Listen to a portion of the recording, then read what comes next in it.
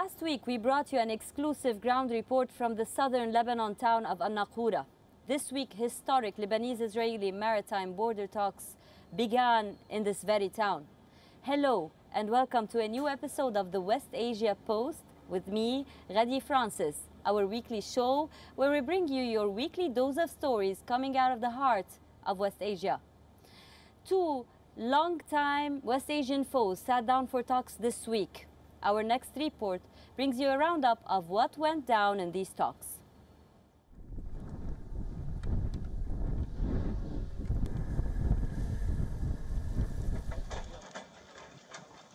The Israeli-Lebanese talks were described by the lead Lebanese negotiator as the first step on a 1,000-mile journey. The meeting was held outdoors under the blue canvas covers near a disputed border, at the headquarters of the UN Peacekeeping Force UNIFIL. Breaking up after barely an hour, the talks were the first to be held over the disputed sea boundary in decades. The United States and United Nations, which hosted the meeting, described it as productive, while Israel's Energy Minister Yuval Steinitz said that the delegation would push ahead with the talks to give the process a chance. Both sides have now agreed to meet in 2 weeks. Lebanese sources had originally said that the next talks would be held on October 28. But a statement from the President Michel Aoun's office said that they would take place 2 days earlier, on October 26. While Lebanon and Israel have had contested borders over the years, the issue of the maritime borders is particularly sensitive, especially due to the possible presence of hydrocarbons in the Mediterranean. Currently, Israel and Lebanon have no diplomatic relations and are formally in a state of war. They each claim about 860 square kilometers of the Mediterranean Sea as a part of their own exclusive economic zones. In 2018, Lebanon signed its first contract for offshore drilling in 2 blocks in the Mediterranean for oil and gas. While the initial drilling in Block 4 had shown traces of gas, exploration of Block 9 has not started and is controversial because of disputed ownership. Both sides have commercial interests at stake. While Israel already pumps gas from huge offshore fields, Lebanon is yet to find commercial gas reserves in its own waters. Resolving this dispute would be a significant political achievement, one that could mitigate risk for energy companies looking to drill in the region. The Lebanese Speaker of the House, Nabih Berri, was the person who initiated these talks anyways. His advisor, who's been in charge for this file for the past 10 years, is Mr. Ali Hamdan. We listened together to an exclusive interview with Mr. Hamdan. It is the 10 years. It's accumulation. We started somewhere else and we ended up here.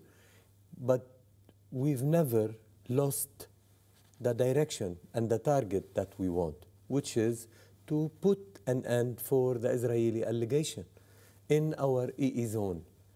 And that has started from 2010.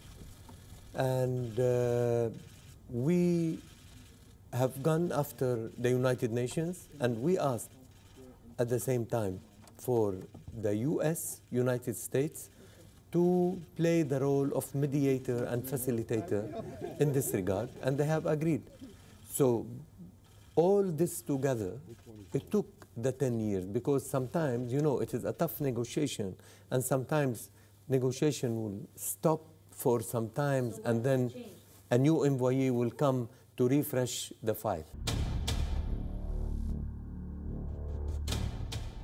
First of all, the framework that we have achieved based on what we called April Understanding, which happened in 1996 after the Israeli massacre in Cana.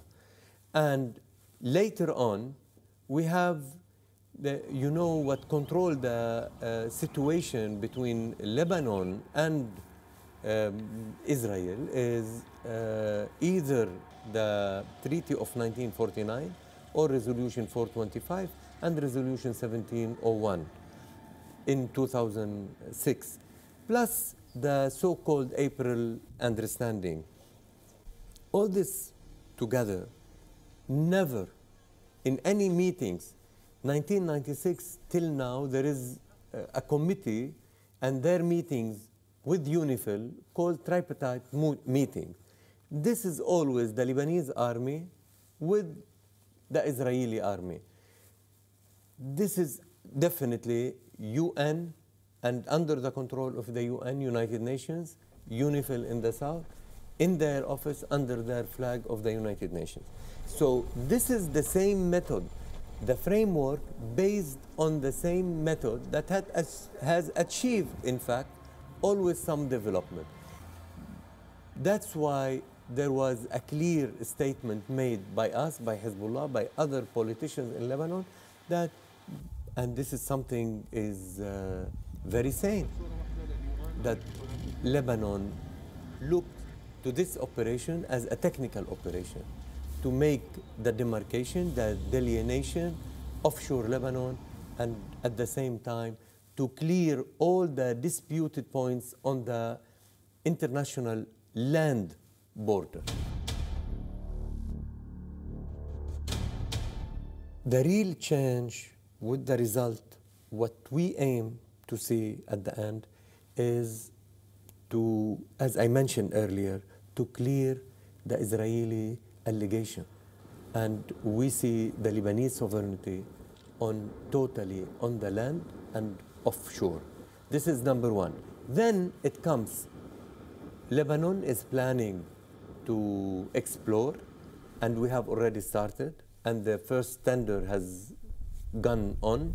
And Total, by the way, is about to start exploration in the zone where the talks now is taking place, just opposite Nakura, in block number 9, which is to explore for hydrocarbon.